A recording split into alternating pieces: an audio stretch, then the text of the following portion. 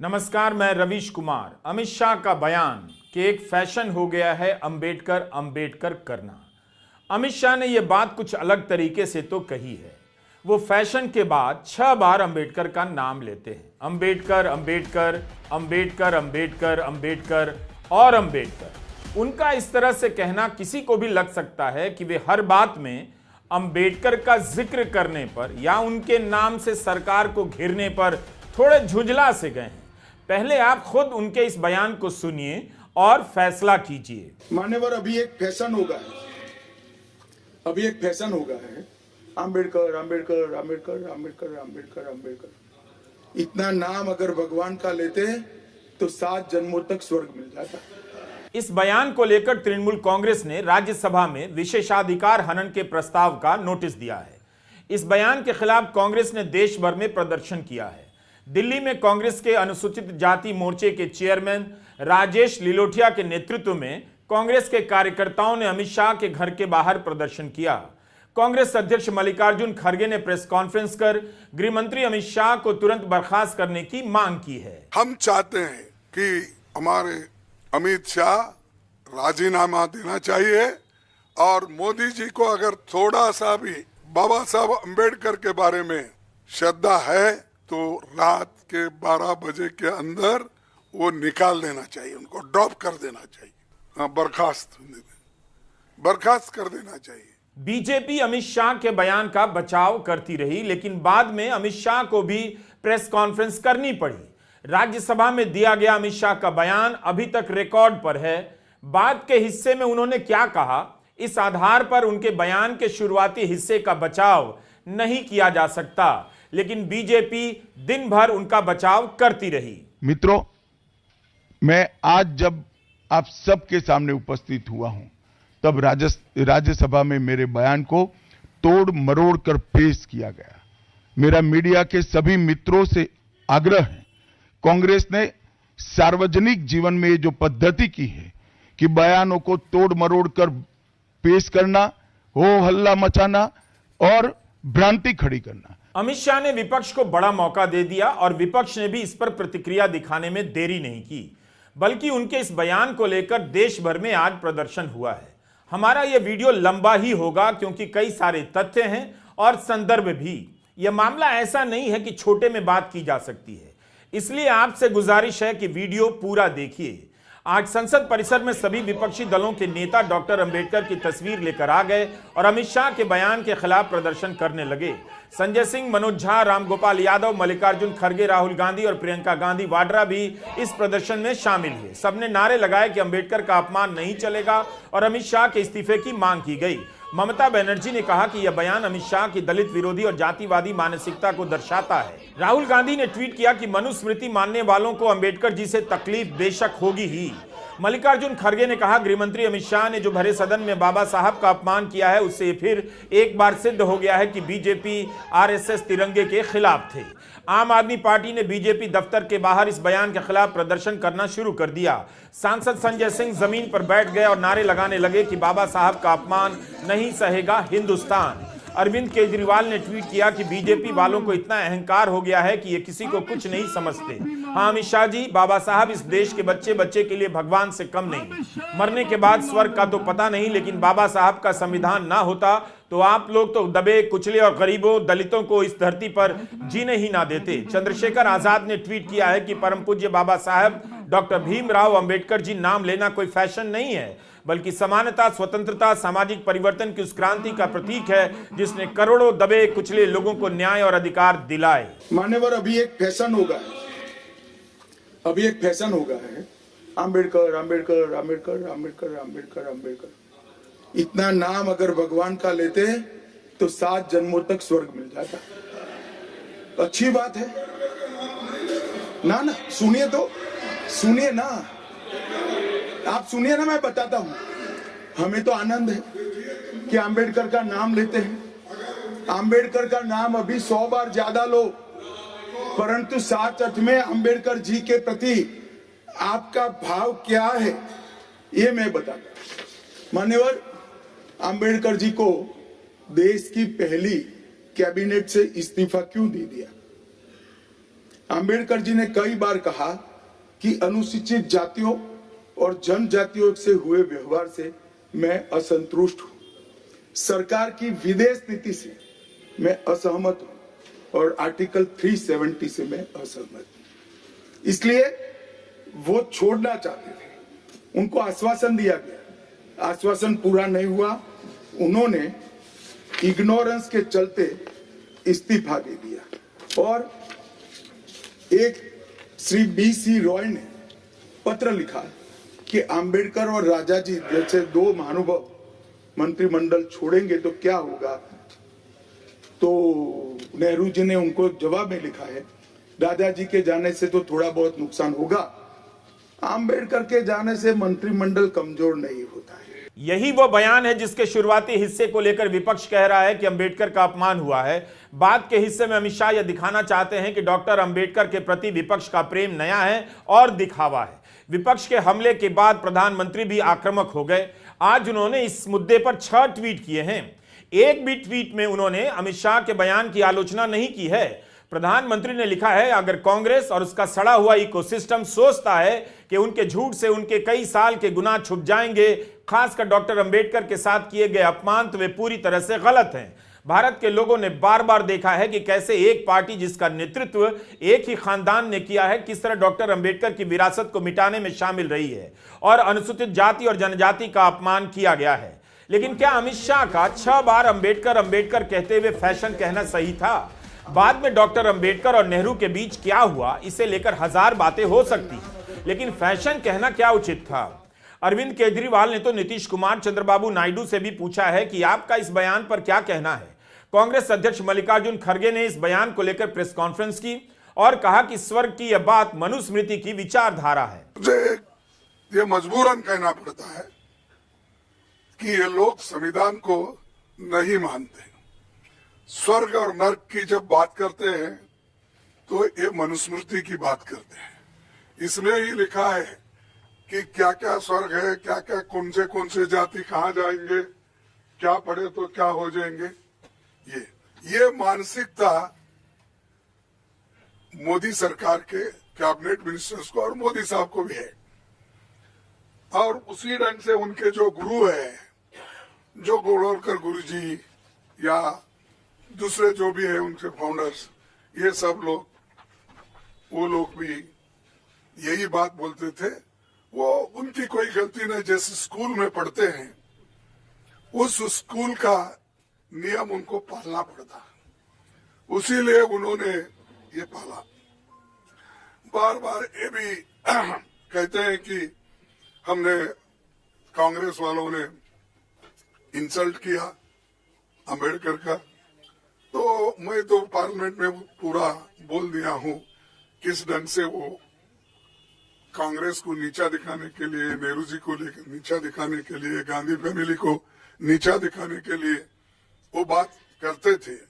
Ravish Kumar official YouTube channel पर 13 दिसंबर को हमने एक वीडियो में बताया था राजनाथ सिंह के भाषण पर कि कांग्रेस को आईना दिखा रहे थे और उसमें सूरत बीजेपी की दिखाई दे रही थी। वही हाल अमित शाह के इस बयान से नजर आ रहा है। अमित शाह कांग्रेस और विपक्ष के अंबेडकर के प्रति प्रेम को दिखावा साबित करना चाहते थे, लेकिन फैशन की बात कर उन्होंने खुद को हिट विकेट कर लिया। क्या प्रधानमंत्री का ट्वीट अमित शाह के इस बयान का बचाव कर रहा है? मान्यवर, अभी एक फैशन होगा है, अंबेडकर अंबेडकर अंबेडकर अंबेडकर अंबेडकर अंबेडकर। इतना नाम अगर भगवान का लेते तो 7 जन्मों तक स्वर्ग मिल जाता। भगवान का नाम जपने से स्वर्ग मिल जाएगा, यह कल्पना ठीक वैसी है जैसे 370 के हटने पर यूपी बिहार में कहा जा रहा था लोग कश्मीर में प्लॉट खरीदने दौड़ पड़ेंगे। उस समय हिंदी प्रदेशों में प्लॉट खरीदने की बात को लेकर खूब जोश भरा गया। कितने लोग वहां जाकर अभी प्लॉट खरीद पाए हैं, इसकी संख्या सरकार ही बता दे। लेकिन अमित शाह को यह समझना होगा कि डॉक्टर अंबेडकर का नाम जपना फैशन नहीं है। दरअसल डॉक्टर अंबेडकर के विचारों को अगर जनता तक पहुंचाना है तो उनका नाम 1000 बार लेना ही पड़ेगा और उससे ज्यादा बार उनके विचारों के बारे में। यह फैशन नहीं है, बल्कि आज भी इसकी बहुत जरूरत है, क्योंकि आज के ही यूपी में एक दलित सिपाही की शादी पर सवर्ण समुदाय के लोगों ने हमला कर दिया। 16 दिसंबर की बुलंदशहर की यह घटना तमाम अखबारों में आपको मिल जाएगी। गाड़ियों पर पत्थर मारे गए, दूल्हे को घोड़ी से उतार दिया गया, बारात में शामिल लोगों पर हमला हुआ। एक जाति विशेष के 20-25 लोगों पर आरोप है कि उन्होंने बारात को रोका और हिंसा की। पीएसी में सिपाही रॉबिन सिंह गाजियाबाद में तैनात है और उनकी शादी महिला कांस्टेबल लखवती से होने वाली थी।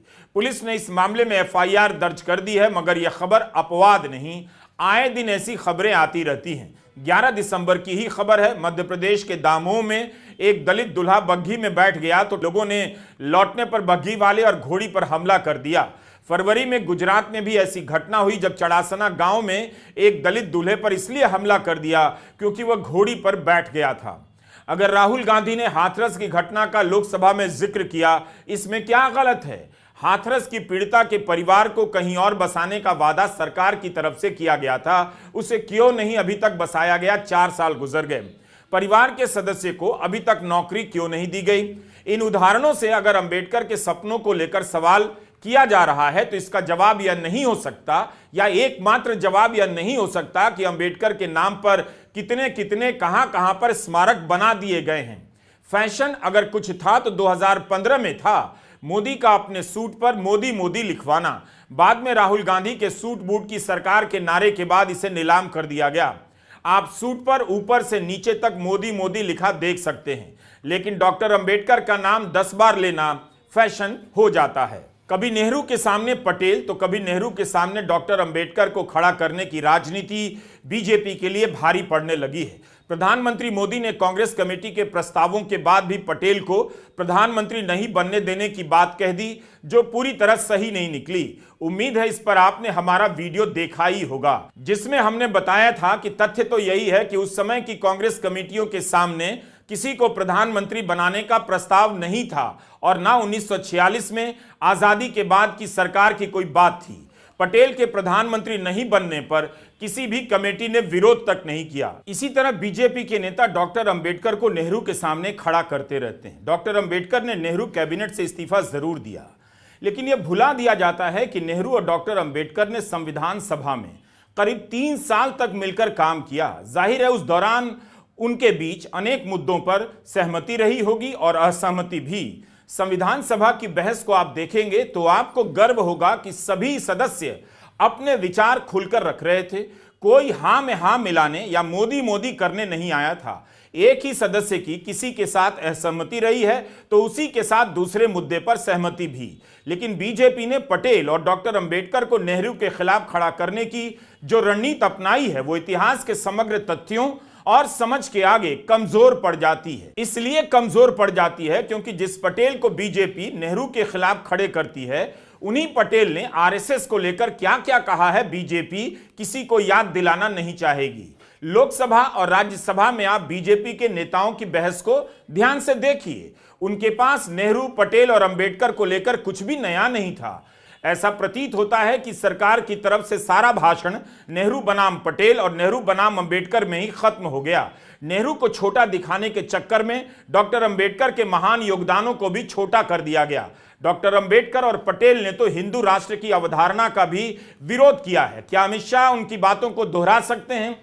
संविधान को लेकर प्रधानमंत्री, गृहमंत्री और रक्षा मंत्री कस्में खाते रहे। एक बार यही कह देते, हिंदू राष्ट्र की अवधारणा से हम सहमत नहीं हैं, भारत को हम हिंदू राष्ट्र नहीं बनने देंगे, क्योंकि पटेल और अंबेडकर दोनों इसके खिलाफ थे।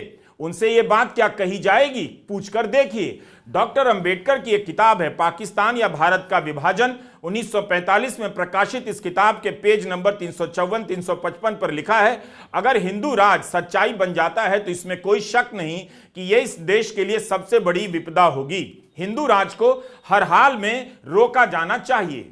आज कई संगठन हिंदू राष्ट्र की मांग को लेकर कार्यक्रम करते रहते हैं। अमित शाह को बताना चाहिए, गृहमंत्री हैं, कि इन संगठनों को बाबा साहब के विचार से प्रेरित करने के लिए क्या किया गया? क्या कभी इनके हिंसक नारों के खिलाफ कोई कार्रवाई की गई? क्या अमित शाह भूल गए कि लोकसभा में शपथ लेते हुए बीजेपी के सांसद छत्रपाल सिंह गंगवार ने हिंदू राष्ट्र का जयकारा किया? बीजेपी के सांसद लोकसभा के भीतर हिंदू राष्ट्र का जयकारा लगा गए, क्या उनके खिलाफ कोई कार्रवाई हुई? हिंदू राष्ट्र की मांग करना क्या संविधान को बदलना नहीं है? उसकी भावना और उसके निर्माता की सोच से खिलवाड़ नहीं है? डॉक्टर अंबेडकर ही नहीं, सरदार पटेल ने भी इसका विरोध किया था। फरवरी 1949 में सरदार पटेल ने हिंदू राज यानी हिंदू राष्ट्र की चर्चा को एक पागलपन भरा विचार बताया था। 1950 में उन्होंने अपने श्रोताओं को संबोधित करते हुए कहा, हमारा एक धर्मनिरपेक्ष राज्य है, यहां हर एक मुसलमान को यह महसूस करना चाहिए कि वह भारत का नागरिक है और भारतीय होने के नाते उसका समान अधिकार है। यदि हम उसे ऐसा महसूस नहीं करा सकते तो हम अपनी विरासत और अपने देश के लायक नहीं हैं। हम अमित शाह का यह बयान फिर से सुना रहे हैं ताकि आगे उस पर बात कर सकें। मान्यवर अंबेडकर जी को देश की पहली कैबिनेट से इस्तीफा क्यों दे दिया? अंबेडकर जी ने कई बार कहा कि अनुसूचित जातियों और जनजातियों से हुए व्यवहार से मैं असंतुष्ट हूं, सरकार की विदेश नीति से मैं असहमत हूं और आर्टिकल 370 से मैं असहमत हूं, इसलिए वो छोड़ना चाहते थे। उनको आश्वासन दिया गया, आश्वासन पूरा नहीं हुआ, उन्होंने इग्नोरेंस के चलते इस्तीफा दे दिया। और एक श्री BC रॉय ने पत्र लिखा कि अंबेडकर और राजा जी जैसे दो महानुभाव मंत्रिमंडल छोड़ेंगे तो क्या होगा। तो नेहरू जी ने उनको जवाब में लिखा है, राजा जी के जाने से तो थोड़ा बहुत नुकसान होगा, अंबेडकर के जाने से मंत्रिमंडल कमजोर नहीं होता है। आपने नोट किया होगा कि अमित शाह के बयान से आपको पता ही नहीं चला कि डॉक्टर अंबेडकर ने हिंदू कोड बिल के कारण इस्तीफा दिया, लेकिन अमित शाह अन्य कारण गिनाने लग जाते हैं जिनमें 370 भी है और विदेश नीति भी है। डॉक्टर आनंद तेलतुंबडे ने डॉक्टर अंबेडकर की जीवनी लिखी है जिसका नाम है आइकोनोक्लास्ट। यह जीवनी पेंगुइन से छपी है। इस किताब में लिखते हैं कि 10 अक्टूबर 1949 को डॉक्टर अंबेडकर अपने वक्तव्य में 370 का जिक्र करते हैं, जनरल तरीके से करते हैं, सरकार की नीतियों के प्रति अपना असंतोष जाहिर करते हैं, लेकिन अमित शाह इसे इस्तीफे का मुख्य कारण बना देते हैं। जबकि डॉक्टर अंबेडकर ने नेहरू को जो त्याग पत्र लिखा था उसमें हिंदू कोड बिल को ही मुख्य कारण बताया था अपने इस्तीफे का। नेहरू ने भी उन्हें जवाब देते समय हिंदू कोड बिल का हवाला दिया। जरूर जब डॉक्टर अंबेडकर ने सदन में भाषण दिया तब उसमें विदेश नीति और 370 की बात की। डॉक्टर तेलतुंबडे ने अपनी किताब में डॉक्टर अंबेडकर के इस्तीफे के कारणों में कश्मीर को नहीं गिना है। रामचंद्र गुहा की यह किताब देखिए, इंडिया आफ्टर गांधी। इसमें लिखा है कि आरएसएस ने हिंदू कोड बिल का जोरदार विरोध किया। दिसंबर 1949 में दिल्ली के रामलीला मैदान में आरएसएस का सम्मेलन हुआ जिसमें कई वक्ताओं ने एक के बाद एक हिंदू कोड बिल की निंदा की। एक वक्ता ने इस कोड बिल को एटम बम कह दिया। इसकी तुलना राउलेट एक्ट से की गई। यह भी कहा कि अगर यह हिंदू कोड बिल पास हो गया तो जो विरोध होगा उससे नेहरू की सरकार गिर जाएगी। इस किताब में यह भी लिखा है कि तब आरएसएस ने 12 दिसंबर 1949 को डॉक्टर अंबेडकर और नेहरू के पुतले जलाए थे। जयराम रमेश ने अपने ट्वीट में भी इसका उदाहरण दिया है। अमित शाह यह नहीं बताते कि हिंदू कोड बिल का आरएसएस ने क्यों विरोध किया, आज भी नहीं कहते सही था या नहीं, लेकिन इस बिल के गिर जाने पर डॉक्टर अंबेडकर के इस्तीफे को अपनी राजनीति का हथियार बनाते हैं। उसमें भी कारण कुछ और बताते हैं, हिंदू कोड बिल नहीं।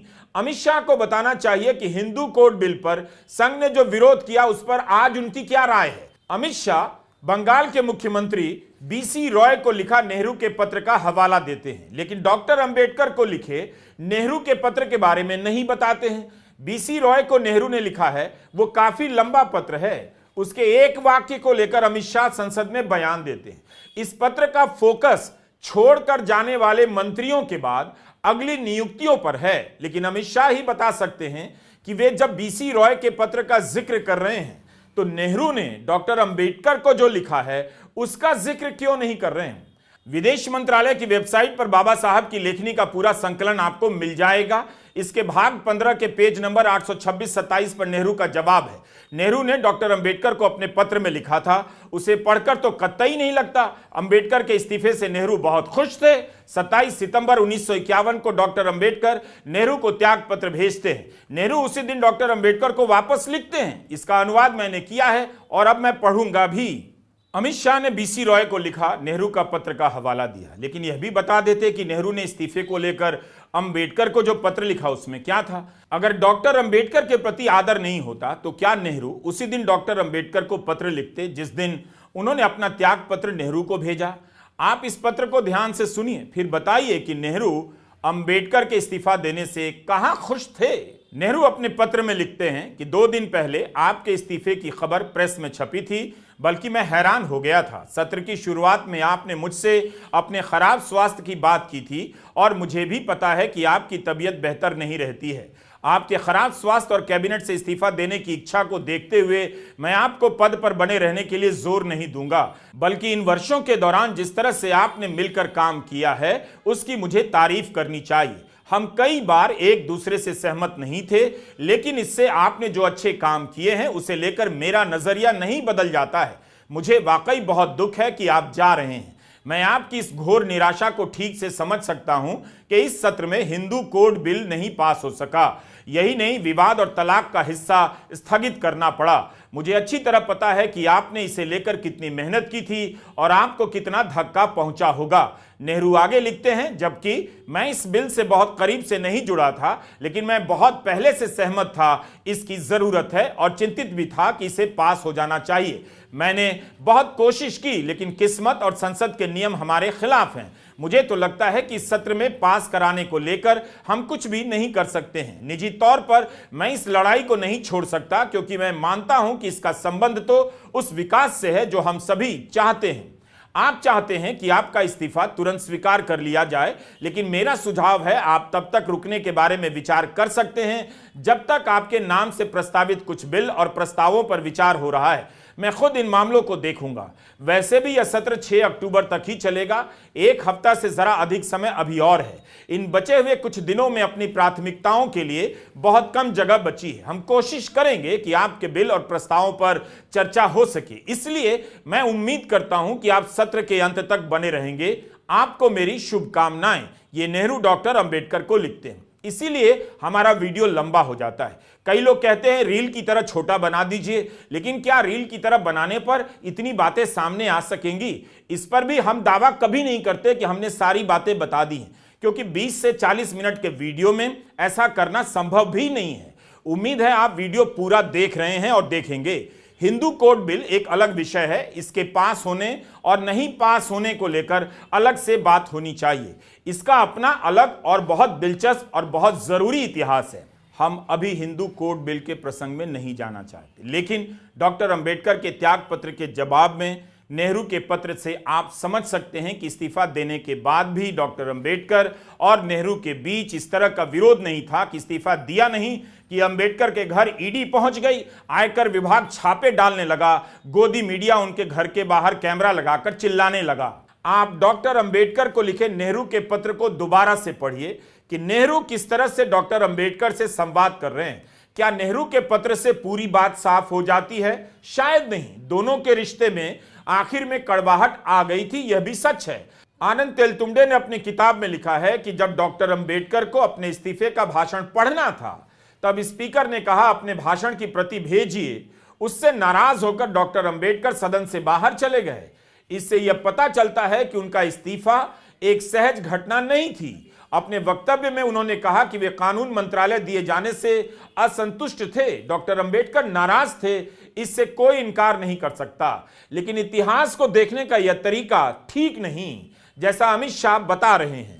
डॉक्टर अंबेडकर अपने खराब स्वास्थ्य का हवाला देते हैं। नेहरू उनसे कह रहे हैं सत्र के आखिर तक रुक जाइए। डॉक्टर अंबेडकर ने इस्तीफे से 1 महीना पहले 10 अगस्त को नेहरू को एक पत्र में लिखा था, मेरा स्वास्थ्य बिगड़ गया है और डॉक्टर के अनुसार इलाज शुरू करना चाहिए। इसके बदले में नेहरू ने कहा, I suggest you take things a little easy, यानी आराम से काम कीजिए, स्वास्थ्य का ध्यान रखिए, वगैरह वगैरह। यह एक तथ्य है कि नेहरू और डॉक्टर अंबेडकर के बीच कई मुद्दों पर असहमति थी, लेकिन तथ्य तो यह भी है कि दोनों ने लंबे समय तक एक साथ काम किया है। संविधान सभा में ही दोनों ने 2 साल 11 महीने और 17 दिन एक साथ काम किया। नेहरू की कई नेताओं से सहमति रही और कई नेता खुलकर नेहरू का विरोध करते रहे। केवल पटेल और डॉक्टर अंबेडकर जैसे कद्दावर नेता ही नहीं, बल्कि दूसरे सदस्य भी नेहरू से असहमति रखते थे। क्या आज इस तरह की असहमति रखना संभव है?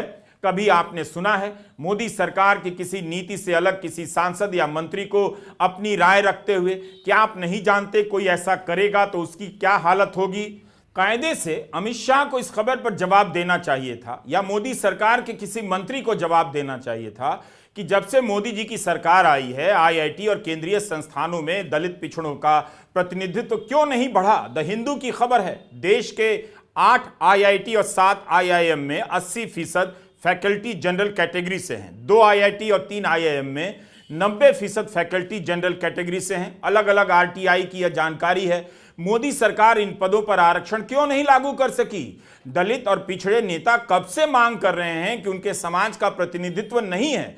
अपर कास्ट जो अल्पमत में है वही इन पदों पर बहुमत में नजर आता है। सामाजिक न्याय समाज के अनुसूचित जाति, अनुसूचित जनजाति और अन्य पिछड़े वर्गों को न्याय दिलाने का बड़ा अस्त्र आरक्षण था, उसे समाप्त कर दिया गया है।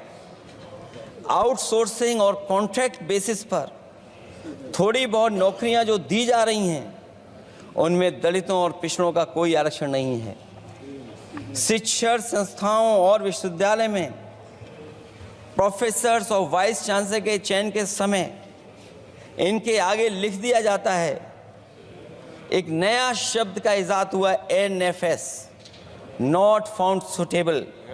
सरकारी उपक्रम भेज दिए, प्राइवेट उपक्रमों में कोई आरक्षण नहीं है। अमित शाह ने कहा कि फैशन हो गया है अंबेडकर अंबेडकर करना। अंबेडकर का नाम 10 बार लेने से उनकी झुंझलाहट हो सकती है, लेकिन विपक्ष को घेरते हुए वे जो उदाहरण दे रहे हैं काफी नहीं है। आज के समय में भी सरकारी नौकरियों में दलित कहां हैं, वो दिखाई क्यों नहीं देते? अमित शाह इसकी संख्या क्यों नहीं बताते? राहुल गांधी कब से सचिवों को लेकर सवाल उठा रहे हैं? भारत सरकार के सचिवों में दलित ना के बराबर हैं। अमित शाह को इन बातों पर तथ्यों के साथ जवाब देना चाहिए था, लेकिन लगे स्मारकों के नाम गिनाने। अंबेडकर जी के स्मारक कब बने? जब भारतीय जनता पार्टी सत्ता में आई, तब मऊ में डॉक्टर अंबेडकर के जन्म स्थान पर स्मारक बना, लंदन में अध्ययन करते थे वहां स्मारक बना, नागपुर में शिक्षा दीक्षा वहां बना, दिल्ली में महापरिनिर्वाण स्थल पर बना, और मुंबई में चैत्य भूमि में भी बन रहा है। हमने 5 तीर्थ बनाए महामानव। और मैं मानता हूं मान्यवर, मैं मानता हूं कि अंबेडकर जी के सिद्धांतों पर चलना नहीं और वोट के लिए उनकी गुहार लगा देना। 14 अप्रैल को राष्ट्रीय समरसता दिवस घोषित किया हमने, 26 नवंबर को संविधान दिवस घोषित किया। उस वक्त भी इसका विरोध कांग्रेस के वरिष्ठ नेताओं ने किया। हर सरकार अपनी तरह से स्मारक बनाती है, बीजेपी ने भी बनाया, लेकिन अगर स्मारकों के नाम पर ही राजनीति होनी है तब बीजेपी को अपने नेताओं के पुराने बयान निकालने चाहिए, जब मायावती लखनऊ और यूपी भर में दलित समाज के नायकों की मूर्तियां और स्मारक बनवा रही थी। आज प्रधानमंत्री ने ट्वीट किया है कि उनकी सरकार ने मुंबई की चैत्य भूमि के मामले को सुलझाया और वहां पर सम्मान व्यक्त किया। लेकिन यह खबर देखिए, नवंबर 2013 की है, जो कई जगह छपी है। इसमें लिखा है कि मनमोहन सिंह कैबिनेट ने मुंबई की इंदू मिल की जमीन को महाराष्ट्र सरकार को हस्तांतरित करने के प्रस्ताव को मंजूरी दे दी है। इस जमीन पर डॉक्टर अंबेडकर के लिए स्मारक बनाने की बात थी।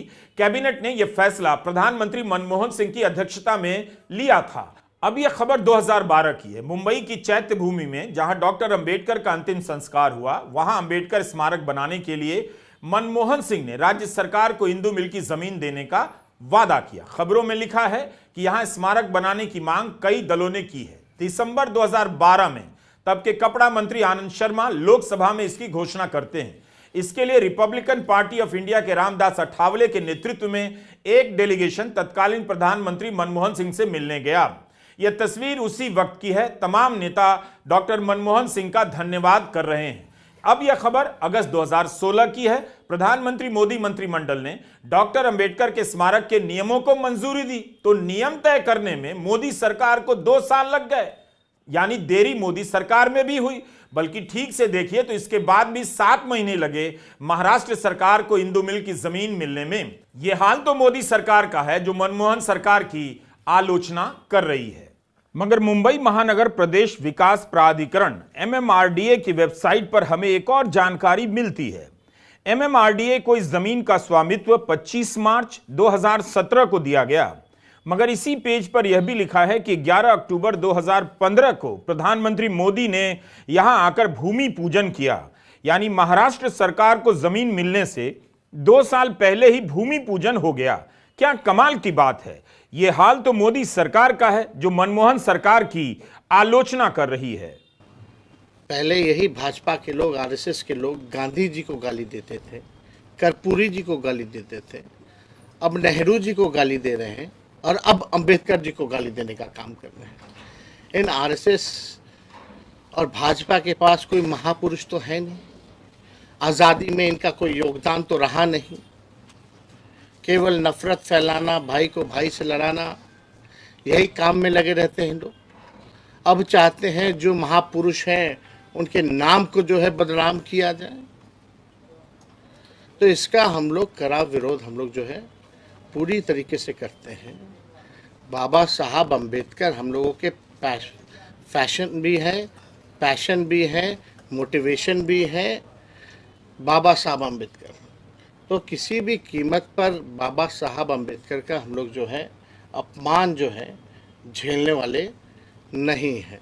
राजनीति का एक सच यह भी है कि अगर इसके पटल पर मान्यवर कांशीराम जैसे नेता नहीं आते तो आज डॉक्टर अंबेडकर के नाम से सारे दल इतनी कस्में नहीं खा रहे होते। हम ये नहीं कह रहे कि मोदी सरकार ने अंबेडकर के नाम से कोई स्मारक नहीं बनवाया, लेकिन यह भी देखना चाहिए कि मायावती ने क्या कोई कमी कर दी थी। कितनी ही मूर्तियां बनवा दी और स्मारक की राजनीति को वैचारिक आधार दिया, एक सांस्कृतिक पूंजी के तहत उनका निर्माण कराया। तब भी केवल इसी से किसी को भी श्रेय नहीं मिलना चाहिए कि उसने उनका सम्मान कर दिया, बल्कि यह भी देखना चाहिए कि उस दल की सरकार ने किसी भी महापुरुष के सपनों का भारत बनाने के लिए क्या किया। जब दलितों पर अत्याचार हुआ तब योगी सरकार ने क्या किया, मोदी सरकार ने क्या अलग किया, उनके विचारों के प्रसार के लिए पढ़ाई लिखाई के क्षेत्र में क्या किया गया। पत्रकार पी साईनाथ ने एक संस्था बनाई है ग्रामीण पत्रकारिता की। इसका नाम है People's Archive of Rural India, संक्षेप में इसे पारी कहते हैं। आप इसकी वेबसाइट पर जाकर जरूर पढ़ा कीजिए, शानदार रिपोर्ट मिलेगी। और गोदी मीडिया देखना तुरंत बंद कीजिए। परी की वेबसाइट का जिक्र हमने इसलिए किया क्योंकि हम बताना चाहते हैं कि बाबा साहब अंबेडकर के विचारों को फैलाने का काम केवल स्मारकों से नहीं हो सकता है। उसका भी रोल है, लेकिन असली लड़ाई उनके विचारों के प्रसार की है। पोस्टर के आगे तो सब झुकते हैं, लेकिन उनके विचारों को अगर आपने ठीक से नहीं उतारा तो वही होगा जो अमित शाह ने कहा है। अच्छा होता अमित शाह यह भी बताते कि 1976 में शंकर राव चौहान की सरकार ने एक बड़ा फैसला किया था। यह सरकार किसकी थी? कांग्रेस की। आज उनके बेटे अशोक चौहान बीजेपी में चले गए हैं। 1976 में महाराष्ट्र की कांग्रेस सरकार ने फैसला किया डॉक्टर अंबेडकर के कामों का संकलन किया जाएगा, छापा जाएगा। इसके लिए कमेटी बनाई गई। इस कमेटी में राज्य के शिक्षा मंत्री के अलावा कई शिक्षाविद रखे गए। 1978 में दलित कार्यकर्ता और लेखक वसंत मून भी इसका हिस्सा बने, जिसके बाद तय हुआ कि डॉक्टर अंबेडकर की अप्रकाशित रचनाओं को भी इस संकलन में शामिल किया जाएगा। 1979 में महाराष्ट्र के शिक्षा मंत्रालय ने 22 खंडों में अंबेडकर के लेखों और भाषणों का प्रकाशन किया। जनवरी 2014 में केंद्र में कांग्रेस की सरकार के तहत डॉक्टर अंबेडकर फाउंडेशन ने उस श्रृंखला को फिर से छापा। यह सब पारी की वेबसाइट पर लिखा है। 22 खंडों में डॉक्टर अंबेडकर के लेखों पत्रों का यह संकलन बहुत बड़ा काम है। अंग्रेजी में इसे छापा गया। डॉक्टर अंबेडकर की 125वीं सालगिरह पर 2015 में देवेंद्र फडणवीस की सरकार के समय इसे फिर से छापा गया। अमित शाह के बयानों में जितनी बातें कही गई हैं, सभी तथ्यों की जांच यहां संभव नहीं है। हम आपको यह भी बताना चाहते हैं कि इस वीडियो के लिए स्क्रिप्ट लिखने में ही 5 घंटे से ज्यादा समय लगे। लगातार 5 घंटे तक हम 3 लोग काम करते रहे, पढ़ते रहे और हिंदी में लिखते रहे, तब भी पूरी बातों की जांच नहीं कर सके। सिर्फ लिखने की बात बता रहा हूं। इसे रिकॉर्ड करने में, यानी लिखे हुए को रिकॉर्ड करने में, जिस तरह से आप मुझे देख रहे हैं, और उसके बाद एडिटिंग के समय को जोड़ लें तो इस एक वीडियो को बनने में 7 से 8 घंटे लग गए। एक नेता के बयान को अगर समझना है, इतनी मेहनत करनी होगी। हमारा मकसद किसी को झट से झूठा साबित करना नहीं है, बल्कि आपको बताना है कि इतिहास से जुड़े मुद्दों को कैसे देखना चाहिए, किस तरह से जानकारी पता करनी चाहिए और अंत तक किसी भी जवाब से संतुष्ट नहीं होना चाहिए। गृह मंत्री अमित शाह जानते हैं हजारों करोड़ रुपए के गोदी मीडिया में आज के दिन कोई भी पत्रकार उनके इस बयान पर इतनी मेहनत नहीं करेगा, इसलिए उनकी ही बात मुख्य रूप से और एक तरफा तरीके से जनता में पहुंच जाएगी। यह भी आज का ही सच है। नमस्कार, मैं रवीश कुमार।